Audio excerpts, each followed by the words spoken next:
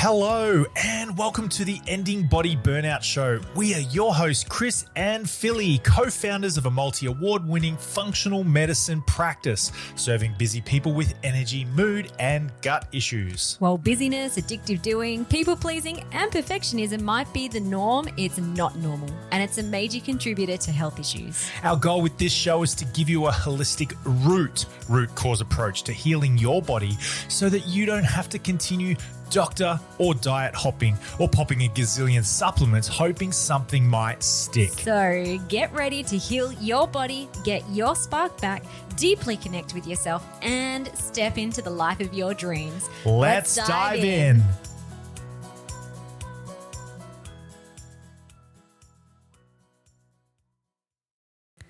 Hello, everybody. This is Philly from the Ending Body Burnout Show. We have a really special episode for you today. Chris is coaching a brave soul, digging into her perfectionism, controlling, improving patterns, and persistent tinnitus. So Chris is coaching Kelly Bell. We know Kelly through a business program that we are both in, and Kelly has also done the answers phase of our Ending Body Burnout method, so I'll connect the dots, some lab testing, and a supplement protocol. And she reached out because there were things that still weren't quite right, and she started suspecting that maybe there's something deeper going on at a metaphysical level. So these live root cause coaching sessions are essentially looking deeper into the unconscious mind, looking at patterns and programmings and why the body is feeling burnt out, or why there are health issues or emotional type triggers or issues happening in the first place. Now, Kelly was super generous, so beautiful and honest and vulnerable and open in this session. And I wanted to give her a little shout out for her biz as well, because you will hear in this podcast how much she loves what she does and how much she loves helping her people. So she is a former burned out teacher and now owner of the Learning Network. I've popped her link in the show notes if you do want to learn a little bit more about what she does, especially if you're a teacher. In her business, she supports other PD, HPE, CAFs and HMS teachers to protect their precious time, energy and well-being so they don't end up burned out like she did. Kelly has created her dream life, and she is pretty healthy, yet she continues to feel the pressure to do more in her business and in her family, and like she's just feeling like she's shouldering a lot of responsibility. And while she's worked on her health, including lab testing, gut protocol, mold removal that I mentioned earlier, she is struggling with chronic tinnitus, and so she has shown up today raw and vulnerable to look deeper into potential metaphysical root causes. So I want you to send some virtual energetic love out to Kell, because it is a rare honor to be able to listen to a very, very personal coaching session. And if you really resonate with the way that we coach, and you probably even resonate with some of the things that Kell has been struggling with, and you'd like to learn more about how to unravel your own perfectionism, overdoing, controlling, proving type patterns, in January next month, we will be holding a free 3-day live coaching experience called Unravel Perfectionism and End Your Body Burnout. It's going to be epic. Chris and I, when we run these live coaching weeks, which really only happen every few years, and they are in conjunction with the opening of doors to our Ending Body Burnout Method program, which is our 6-month healing root cause accelerator. We show up as if in a way that we show up for our clients. So you get real life coaching, you get us in your corner for a whole week, and it's a great opportunity, one, to get your own insights. Even we've had people have transformations from the free content, and also just to suss out the way that our functional medicine practice works. We definitely aren't your traditional standard functional medicine practice. We really look at the deep root causes that go beyond just your diet and sleep patterns. So I'll pop that in the show note link if you would like to. Sorry, the link in the show notes. If you would like to sign up to that, you can just head below. And also, if you are keen to join our Ending Body Burnout Method program, we only open 3 times a year, and we'll be opening again to our waitlist on the 20th of Jan. Go down to the show notes, pop your name on the waitlist link. The benefit of that is not only will you secure a spot, we only have limited spaces as our program isn't just a course. It's way more than that. And you also get one-on-one consulting and coaching sessions inside the program. So we only have limited spaces. And also those on the waitlist get exclusive access to over $500 worth of early bird bonuses. So you definitely want to be on that waitlist if you're keen to join the method. Okay, let's go over to today's episode. G'day, guys, and welcome to this episode of the Ending Body Burnout Show. We have a guest. We have Kell. Kell, thank you so much for coming on the podcast. It's a bit of a different one today. We get to do a live coaching call, you and I. We get to have a conversation, see if we can work from a problem that you've got that you don't want to an outcome that you want that you don't got. So before we get into it, welcome. And do you want to just give a little bit of an overview about who you are, what you do, all that sort of stuff? Yep, no worries. Well, hi, everyone. Thank you so much for having me on today. My name's Kell. I am a mother, first and foremost, of 2 beautiful girls, Cass and Lex. They're 14 and 11, growing up very quickly. I've been married to my husband nearly close to 20 years. We've been together for nearly 30. We live on the Central Coast. I am a recovering perfectionist, but also I am a teacher, a PDHPE teacher in New South Wales in Australia. And I left the classroom, which I absolutely loved, back in July 2020. I was burnt out. I didn't see the symptoms and the signs, but I could kind of feel it rearing its ugly head just after COVID, as many educators probably remember those days, and, you know, parents and everyone. It was a bit of a testing time, but now I get to work with PDHP and community and family studies teachers. I've got a few memberships and resources, but, you know, I love what I get to do. I feel like I'm making a bigger difference. It was a pretty shit time, to be honest, but I feel like I'm kind of, in a really good space now that I get to work with teachers that I love. So, yeah, that's a bit about me. Love the gym, running, you know, doing all the things. Awesome. Oh, thanks so much for coming on. I love words. I love listening to things people say, and when it's the first time I've got to chat to somebody, I listen to what you're saying, and I can write a few questions down to just to make my understanding of what's going on in your map, in your mind. Like, as you're saying what you're saying, you've got a movie running, you've got, when you talk about COVID, your experience of COVID, you know, we might have similarities, but at the end of the day, what you see in your mind, what you remember, is going to be your version of that. And so I think that would be really interesting to dig into your experience of COVID. You said it was a testing time. Why was it so testing for you specifically? Yeah, for me specifically, I was, you know, a bit of a backstory. I had just been, I suppose, demoted from a position at school. I was temporary. The boss didn't want me to continue in that leadership position. So I kind of went into the year after going, I'm going to prove them wrong. I'm going to do everything I can to prove to them, you know, that I'm a good teacher, that I deserve a leadership position at the school. So I helped our school go online during COVID.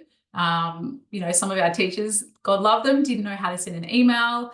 So let alone getting on Google Classroom and presenting via Zoom and working with their kids online. And I think that was kind of like the prelude to like them becoming, you know, everything then happening after that I tried to do so much to help them, and it kind of just got thrown in my face. Let alone having 5 senior classes, teaching them. So, you know, in New South Wales, we have the HSE, our end of schooling exams. I had 5 of those classes. It was that pressure, but also I loved what I got to do. I actually loved being at home because I didn't have the people who were at my school annoying the absolute bejesus out of me coming into my classroom. So I loved that side of things.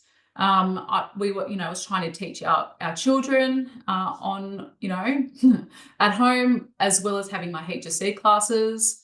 So the second kind of wave of COVID in New South Wales, we actually sent our girls back to school.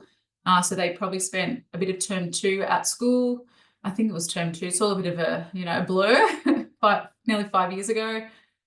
So I loved being at home working with my students. I thrived, in that working with them, but I was getting messages left, right and centre from teachers at school, especially people who were in my faculty, in the PE faculty.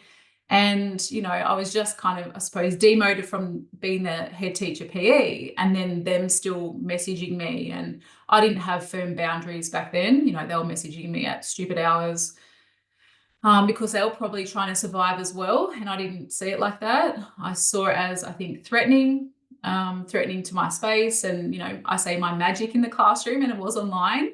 But then, that juggle of, as a lot of people experience around the world, to teach your own kids at home, but also work and, earn an income.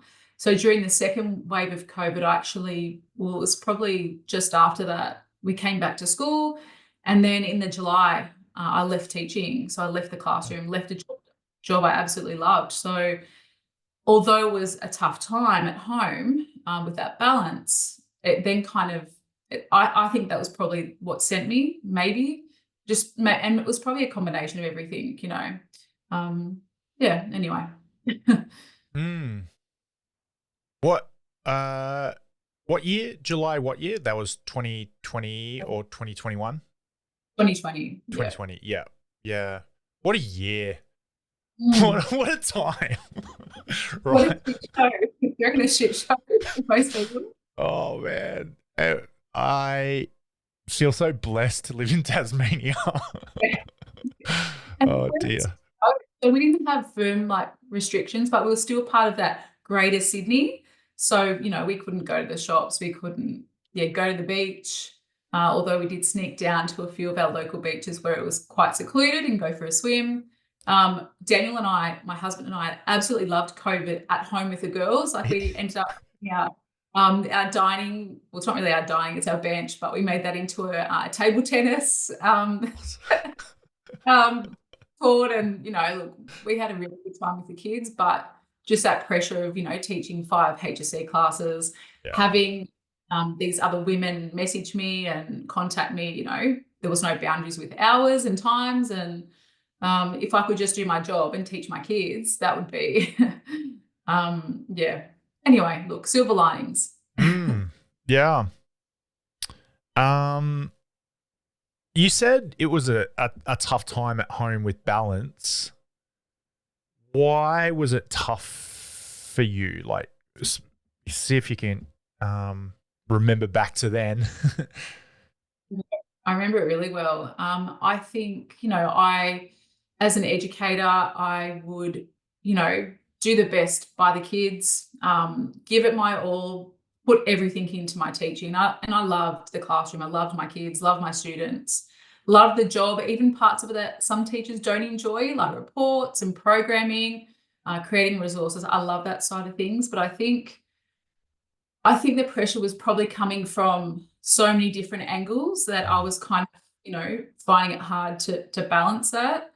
And potentially have the strategies to actually go okay, I need to make sure, my students are okay, make sure my girls, our kids are okay. And then also have the added pressure of the staff that were contacting me, around the clock, when I kind of suppose knew that I wasn't their leader, but they were still coming to me for leadership and advice and support. And I think things would be different if I hadn't had them. If I just had my students and my children, I think I would have been able to kind of cope with those 2 people, in my face, groups of people in my face. But I think the other staff just really got to me, and yeah, I just came back from COVID and went, I don't know if I can keep doing this. And I thought the only option was to actually leave the classroom. Like I could have gone to another school, but I was in massive self-protection mode. Mm.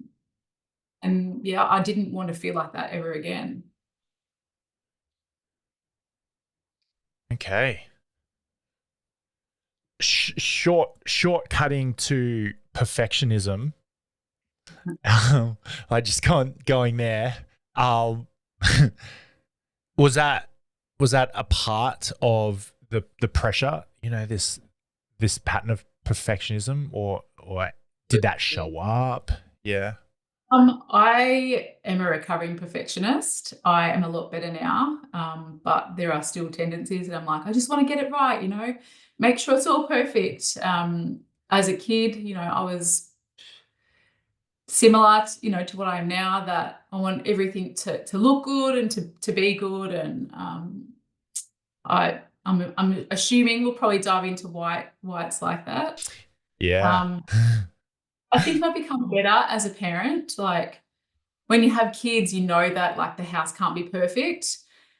Um, everything can't be, looking good. Um, and you can't control, what your kids do. Like you're there to guide and to educate and to lead them and nurture them, but you can't do everything for them. And I've learned that the hard way. Mm. But yeah, I think it was probably a combination of like, I can not control my students, I can support them, I can help my children, but the other stuff, I had no say or no like no control over their behaviors and what they said and what they did. But I actually didn't put those boundaries in place to say, no, you're not contacting me at 10 o'clock at night to ask ask me just one question. That one question turned into half an hour later. So yeah, Mm. look, when you give of yourself to everything, and when people kind of don't respect, who you are, what you're about, yeah, it was a tricky time. Hmm.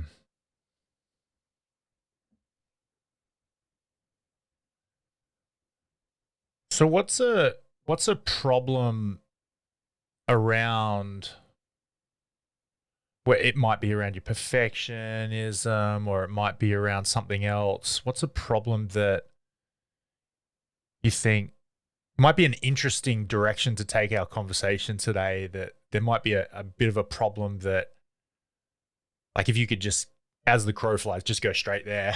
What do you think might be an interesting thing to chat about that you would get an outcome that you Uh, would actually like?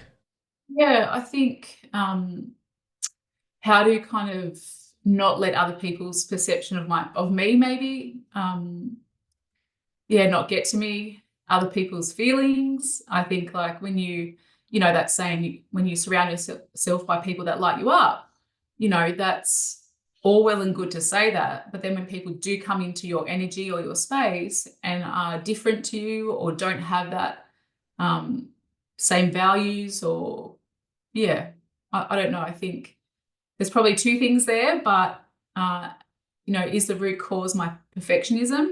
Potentially. I know that everyone can't be like me, and I'm not perfect in any way, shape, or form. Um, and we're all different. That's what makes the world go round. Mm. Um, I think letting other people get to me is a massive issue that I've had. Talk me through that. Like, how is that a problem specifically? Like, how does that turn up? What does that look like? Yeah, I think probably when I was a teenager with friends, like, but you get over that pretty quickly as you move through the teenage years. But I think for me, family has been something that's quite tricky. You can't kind of say, oh, we're not friends anymore. Like family is family forever.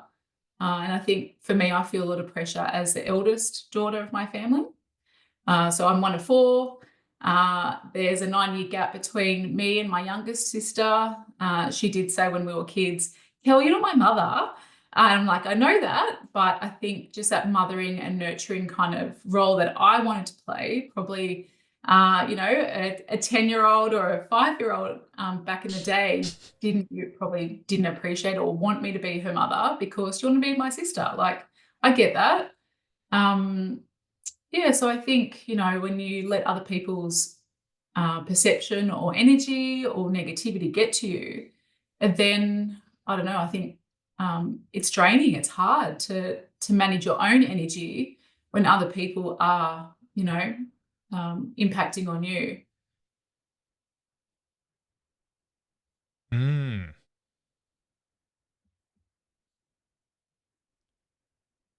Okay.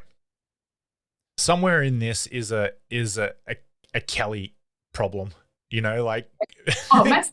I know because um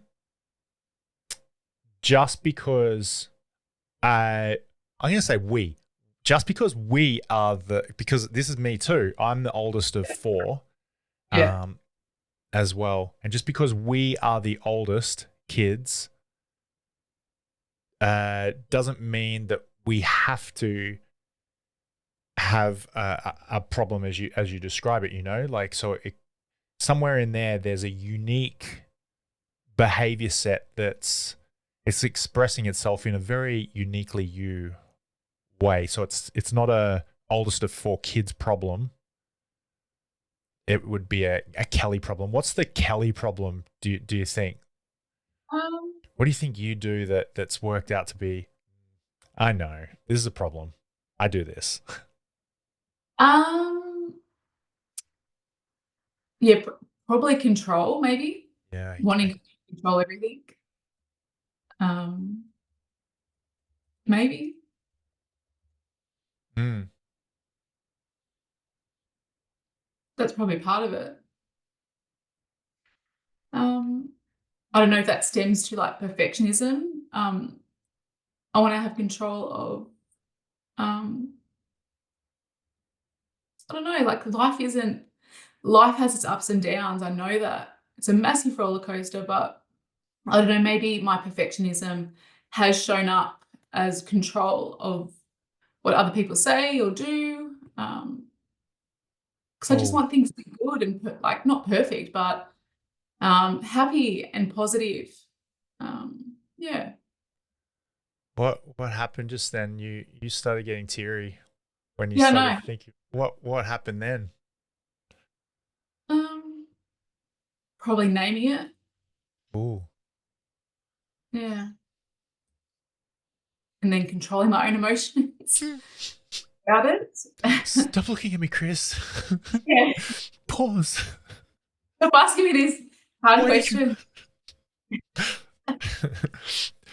write down the timestamp? Delete this bit. Ah, Cal, control.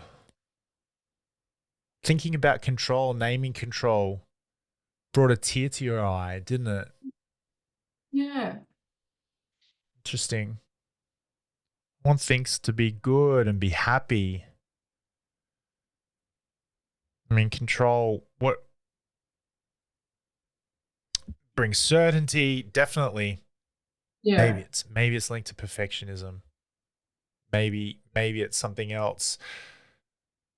What's what's the real gift or benefit of controlling? Because you're not broken. You you've set your whole life up in this Yeah, way. pretty much. Yeah. Um, like I've always been a very organized person. So I think for me, I kind of want to know where this sounds weird, but kind of want to know where things are going. And if people come in and change that, or if I don't know why I'm getting emotional about this, but if I've set up things in my life that, you know, um, intentionally and people come in and try to affect that, then like I can't control them, but I can control my reaction to them, which obviously is a thing that I'm still working on. Um, yeah. Here we go. So you you you were looking around. I'd be interested to watch the replay at this time, Yeah. and see I where think you I'll guys find were. out where it's Yeah, about getting emotional. right. That's and so what were you? Was there something specific that you were remembering or thinking about when you said, when I set things up intentionally and people come in and change it? Can you Yeah. can you remember a time that just comes to your mind where that has happened? Yeah, like, um, it's funny, like you think about, the goals in your life. I wanted to be a PE teacher. That happened. I got a job straight away. We moved up to the Central Coast. That happened. Like we set, dreams and goals that we had for ourselves. And I don't know, like I don't want, like I know that I need to work on ways to manage other people's emotions as well. I think that's part of it. Um, because then it affects me a lot. Like I can't switch off from it. Um, maybe because I want their life to be just as good as mine. I don't know. Don't know.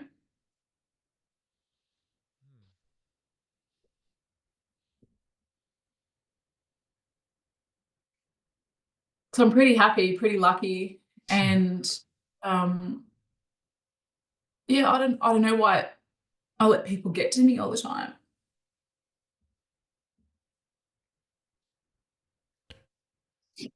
Not Some sure. Not sure. You set a dream, you make a goal. You wanted to be a PE teacher, for example. You set things up. You have an intention.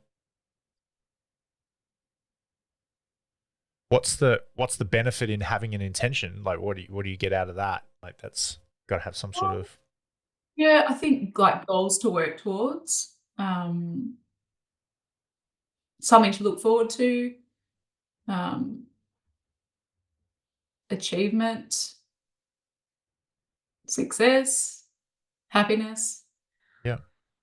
Yeah. Yeah, and go even higher than that. Like, what's the benefit of achievement, success, and happiness? What do you get out of Good that? life. Good life. Yeah, good life. Yep. Is there Yeah. anything? Oh, sorry, I cut you off. My bad. What was that? I said a satisfying life. Bang. Yeah. Anything above that? Like, can you go? Like, what's the benefit of a satisfying life? What do you really get out of a satisfying life? What does it mean about you? Um,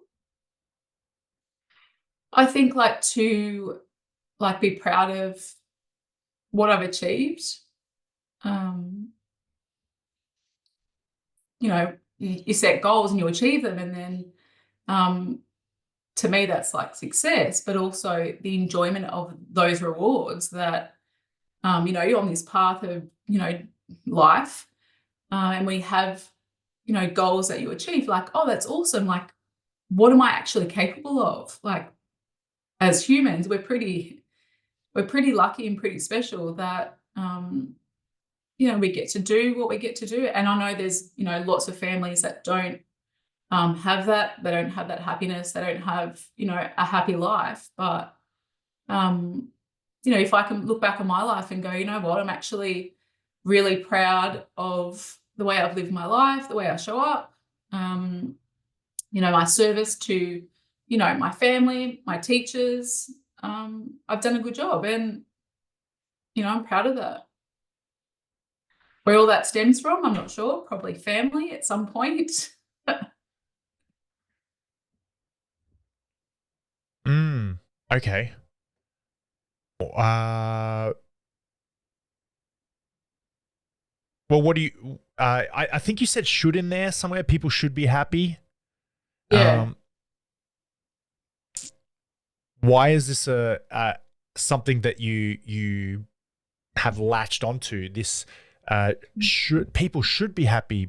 They should be able to can't they see that I'm only doing this for them? Yeah.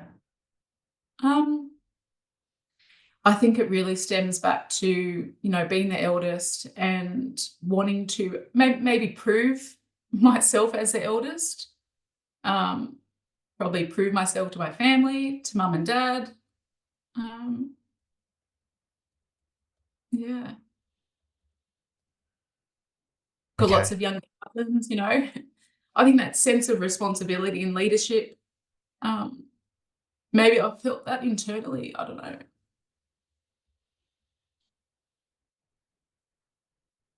Mm.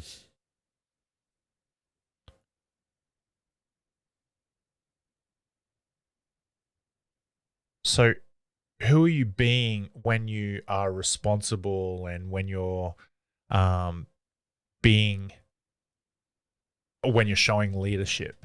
Like what kind of woman are you, person are you, human are you? Um,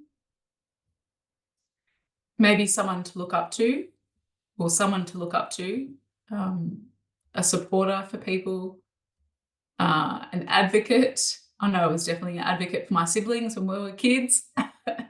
Very protective and yeah, if mum and dad ever, because mum and dad got divorced when I was 19. So yeah, there was some rocky times there at home. And I think as the eldest, I tried to protect, my younger siblings from that. And I think even now, like if I think about it, protecting my teachers with, the work that I do through creating resources to help them save time and to get, for them to get time back in their own life. I feel a sense of responsibility, um, for them even as well, like that I'm doing a good job to help them and to support them. And yeah, does it stem from, childhood potentially? Yeah, maybe. This is really interesting. Okay, so you mentioned, I'll just rattle off a couple of things I wrote down. If only you could see my notes. I've got like red lines of spelling everywhere. I'm like,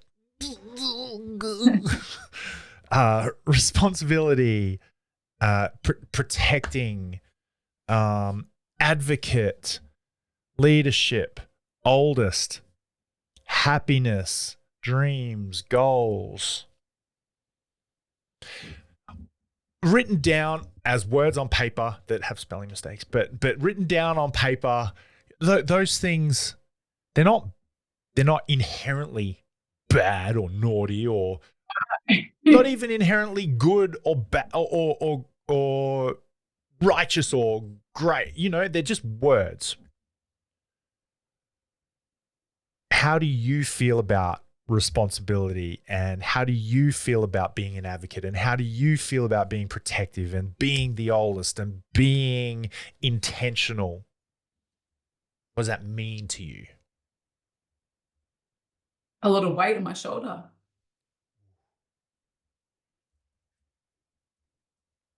And I created that. Like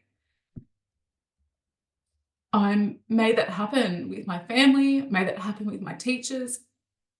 And obviously I would not take any of that back. Like I thrive off that maybe? I don't know. Am I a sick person that thrives off that type of responsibility and pressure? I don't know. Um,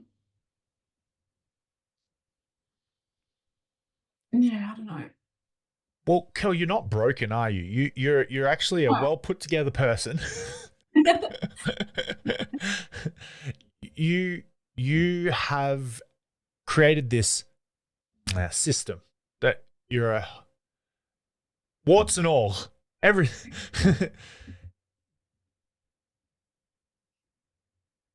And it's not inherently bad that you want for these things. Nothing's a problem till it is. Everything's okay till it's not. Yeah. I have my spidey senses are thinking, well, maybe actually this has kind of reached a point.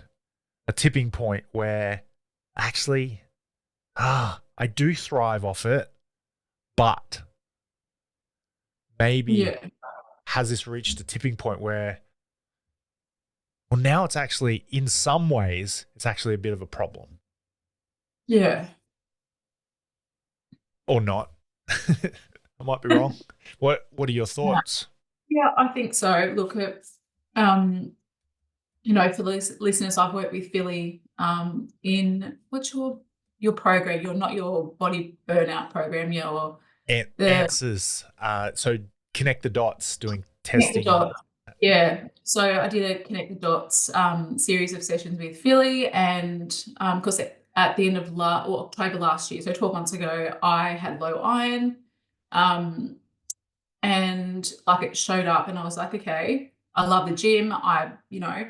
Your story has resonated with me a lot, Chris, like, that push at the gym. And I was like, is it that? Like, am I pushing myself at the gym too much? Am I lifting too heavy? Am I just, being a bit of a gym junkie, which I never thought I would become like that.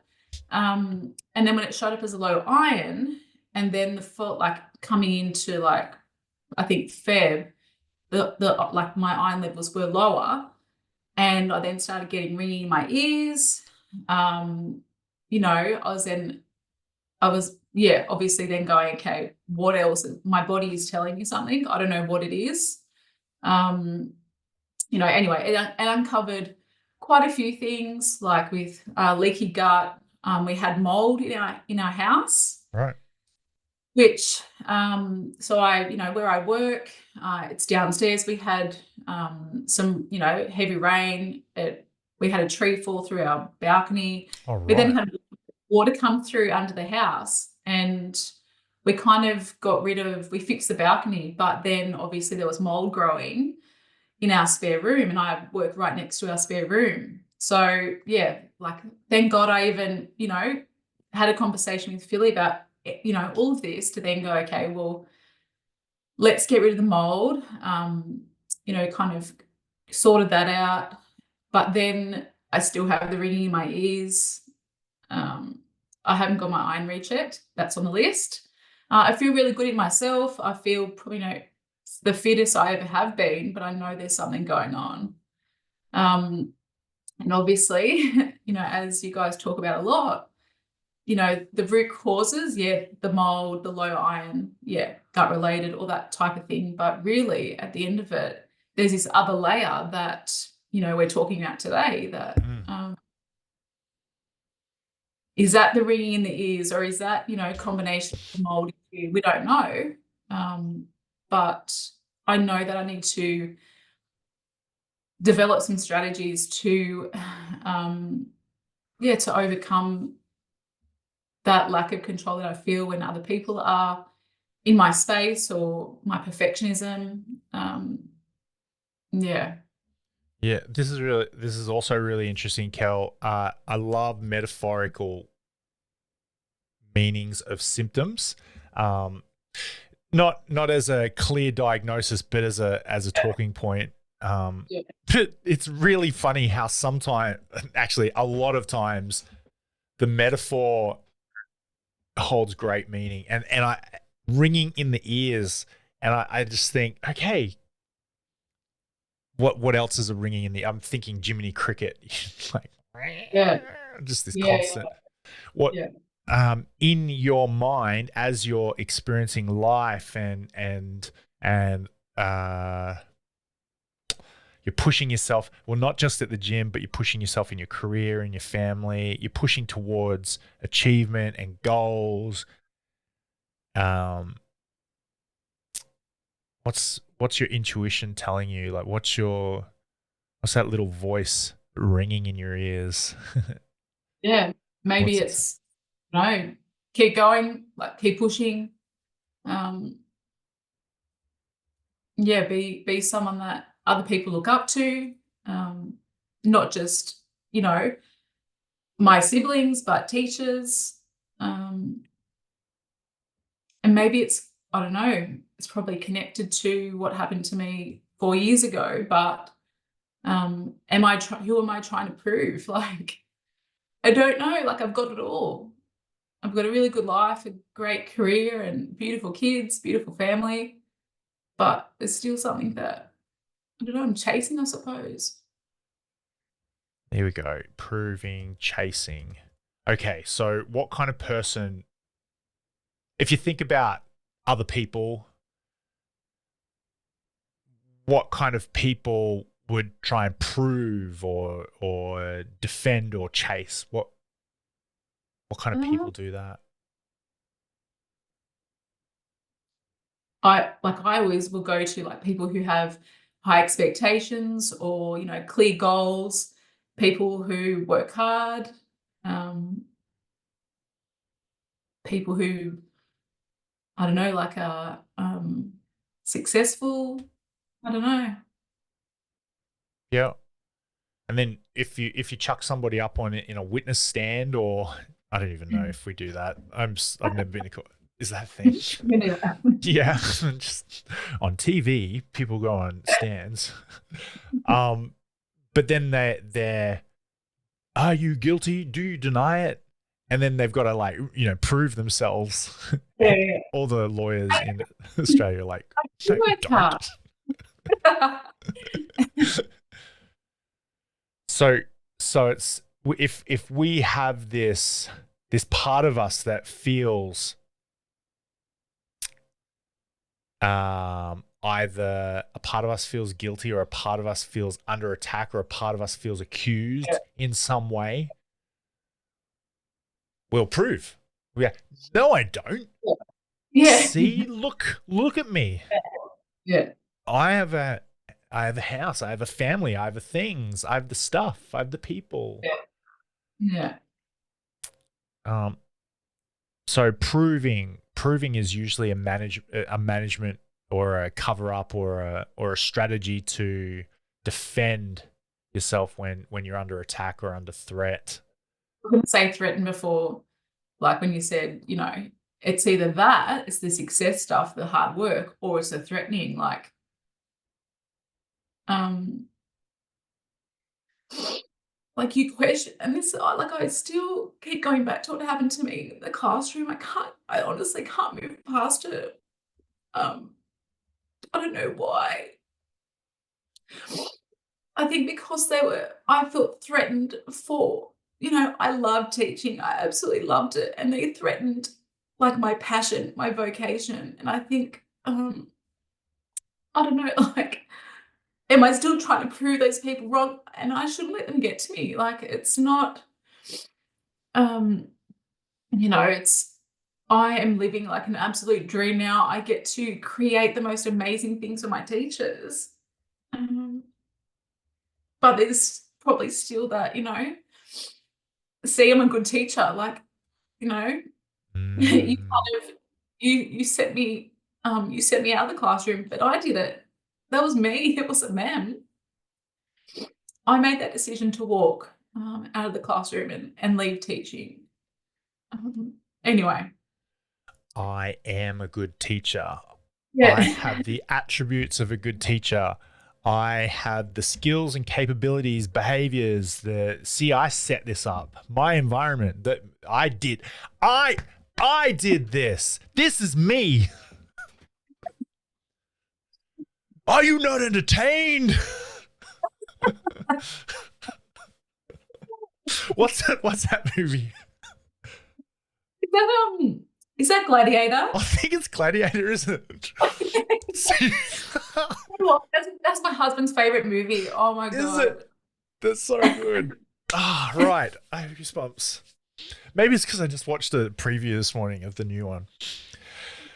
Okay. All right. So here it is. You're not just doing teaching. You're not just the person who rocks up for a paycheck. No, I'm not counting down. Look, one of them said, "Oh, I've got 18 months until I retire." I'm like, "Oh shit, you've got a pretty bloody boring life. You've worked out how many months left. I mean, how many terms left until you retire." Yeah. Drink break.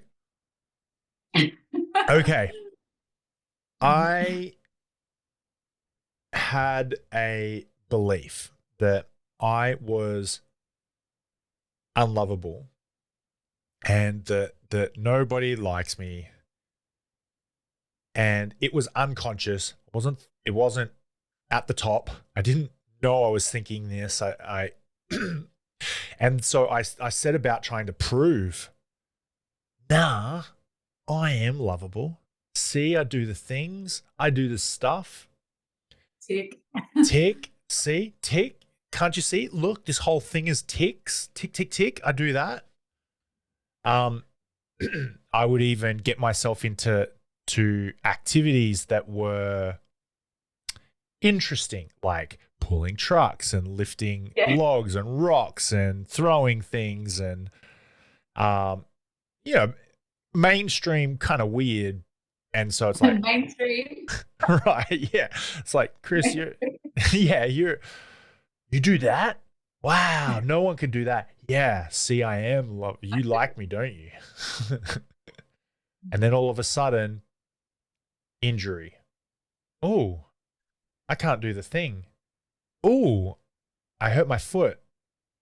Uh, I also played American football, which is a little bit different to mainstream Australia. You know, people play AFL or footy, rugby. Um, and my foot snapped. I broke my tibia and fibula and some of the bones in my ankle, and my foot turned. That was a big injury, and I couldn't walk properly. And all of a sudden I couldn't do the things that I'd placed. So nobody else had placed this on me. I'd placed it that I'm the guy who does the stuff. And if I can't do the stuff, oh, who am I? My whole world just started crashing. Then, in addition to injuries, my body systems started going nuts. Not working the way they could or should. And I think I'm pretty, correct me if I'm wrong, who you are came under attack.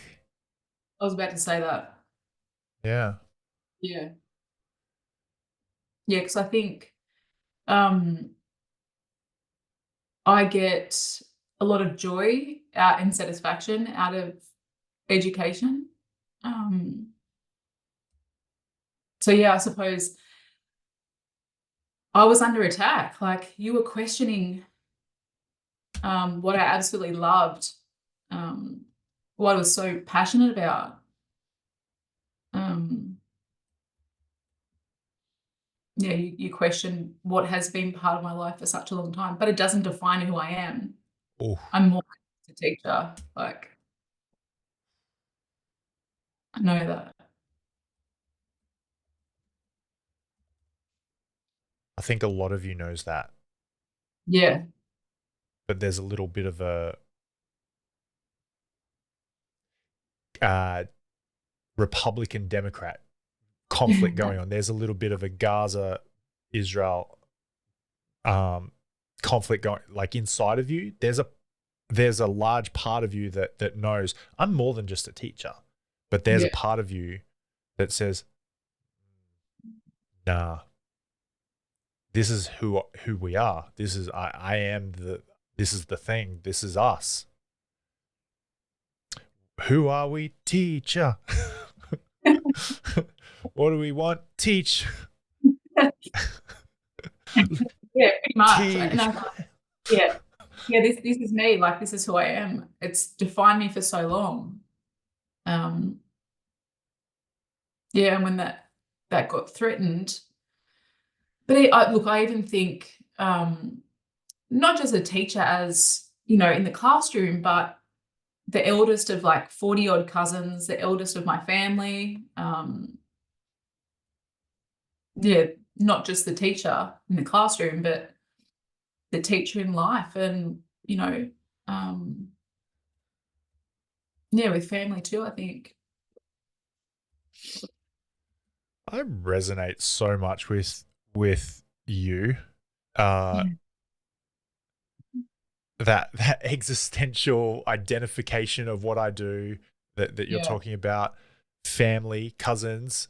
I think I might have you in the cousins department though. My mum's the second of 12, and I think I've got over 100, Oh my God. and I'm the oldest grandson in that Yeah. part. Well, I was the eldest well, I am the eldest granddaughter on my mum's side. Wow, we're twins. Yeah. And I'm the eldest granddaughter on my dad's side too. There's Right. there's two boys there's three boys older than no, four boys older than me, but I'm the eldest granddaughter on both sides actually. Yeah. Yeah. It- I I Interesting. get it. I get where you're coming from.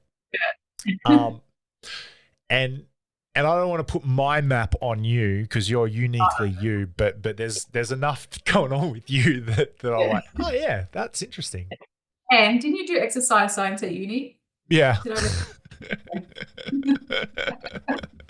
You're not competitive at all, are you? Yes, I am. I'm more competitive than everyone, but I'm humble. I'm the most humble person that I know. I'm more humble than you. Oh. Oh, okay. So I I think most people would resonate as they're listening to the doing of the things and ticking of the boxes and achievement and goals. Most people who listen to our podcast are like, yep, that's me, that's me, that's me. Um, and then there might be a few people that are kind of similar to us, that big family, oldest in that big family, get into a leadership role in family, but also in career. And a part of you knows that you're more than what you do, Kell. Yeah, I know. But there's this part of you, this part of you. Maybe it's a minority, maybe it's a majority, whatever. There's a part of you that actually doesn't have that integrated yet. It believes that I am what I do. I am a teacher. I am the oldest cousin. I am the mother of my children and my sibling. Am I listening? So I get it, and I think this could take us down another path.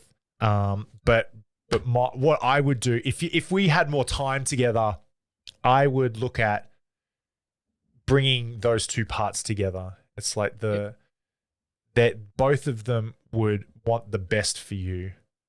The part of you that knows you're not the teacher, that you know, that part of you, whatever. Yeah. What would you call that part? That would I don't know. The teacher part of me. yeah. And then you've got the other part that believes you are a teacher though. Like, you know, like you've got Yeah. if you were to bring those two together, you would actually, before I even go there, the part of you that has attached meaning and identity to you being a teacher, to you doing what you do, there is a benefit to that. And that part of you is only wants the best for you. Yeah. It's looking out for you. It's got your back. That's not a busted, evil part of you. That's a beautiful part of you, Kell. It just needs to learn something. It's good. Yeah, it's great at learning. It loves learning. What's something that you wouldn't mind teaching that part of you that attaches identity to what you do? To recognize that, like, I think a lot of teachers probably resonate with this a lot, that like you are the teacher, but you're also like you. It doesn't define who you are. It's a big part of you, but it doesn't just define, what you're about and who you are.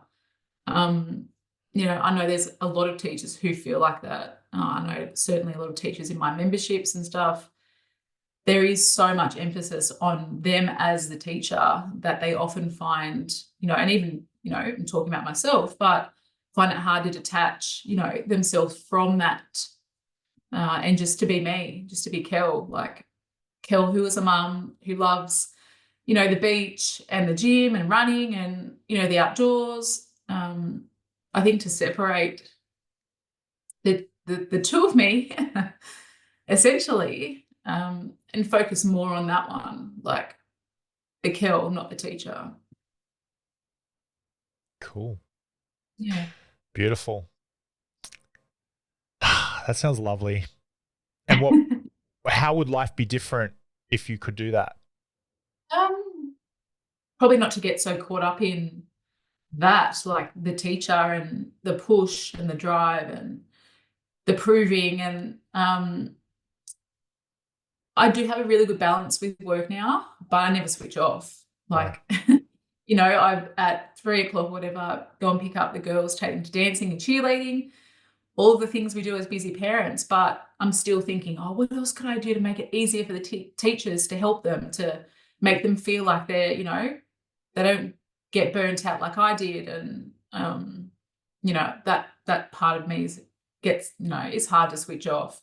So I think, finding strategies that, help me switch off in the afternoon from my own self, from my own head. Now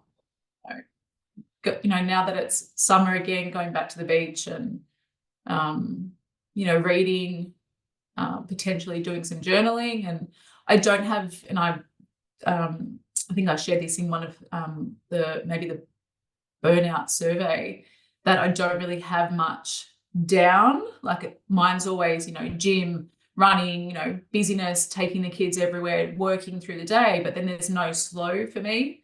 I find it hard to sit on the lounge and just chill, just to relax. But I know that's definitely a missing ingredient in my life, just that slow and that stop, and that, it's okay to rest. Everything will be okay. Yeah.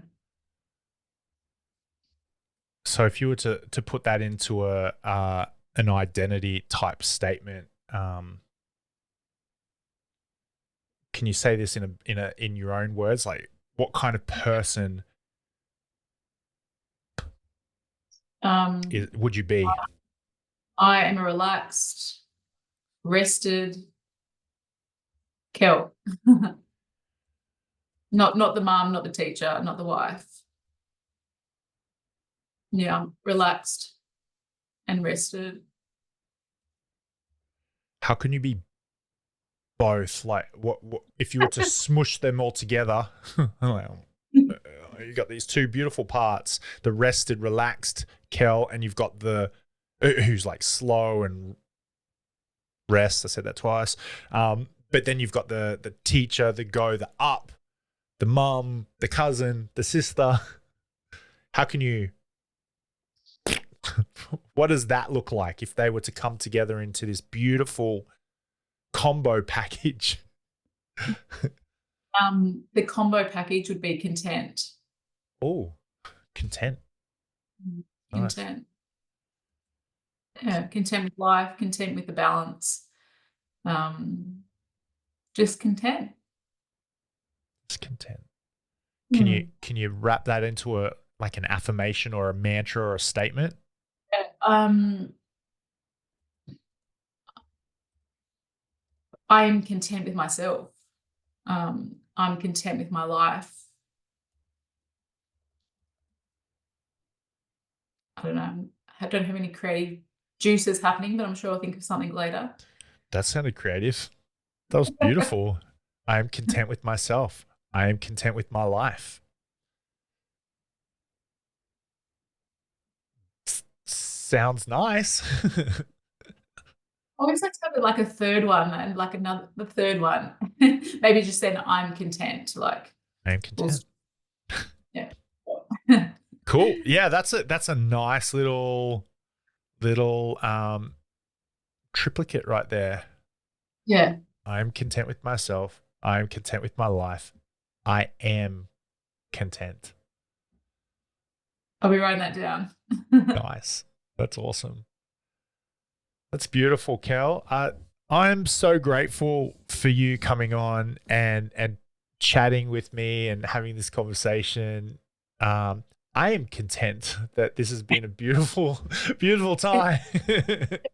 Nice. Thank you so much for sharing your story with me and with our listeners. I also know that you do great work in this world.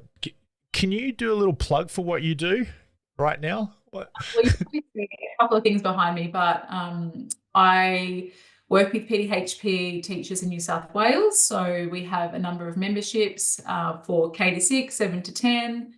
We have a special group called the CAFS Collective, which is a special HSC course, as well as our Health and Movement Science course in Year 11 and 12.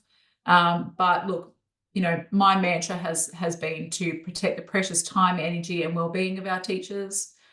So you can find us at thelearnnet.com or head over to Instagram, kellybell.coach. And if you're a teacher outside of New South Wales, we are also looking at expanding our wings slowly. At some point, I don't know, we have a lot of changes happening in New South Wales. So that's us. But I love what I get to do. What happened to me in the classroom hasn't defined me, and I see it as a massive silver lining, and it made me stronger. But obviously, there's still a lot to work through. If teachers are listening to this, it's really important to talk to someone like Chris, but also a trained professional to seek some support that you need. Anyway, thanks, Chris. Thanks for making me feel very vulnerable, but I really enjoyed our discussion, the rawness. It was awesome. Thank you so much, Kell. All right. Well, we'll leave links in the show note to what you do, Kell. But thanks again. I'll hopefully chat to you soon. Thanks, Chris. All righty. Catch you later. Thank you. Bye. Yeah. Thank you so much for listening. We so appreciate you. If you'd like to give us extra smiles, drop us a review and spread the love by sharing this episode. You can also rate your own state of burnout and the root cause contributors by taking our Ending Body Burnout Assessment on our website. And if you're interested in learning about our group or one-on-one Ending Body Burnout programs, shoot us a DM via Instagram or Facebook. Have the best day ever.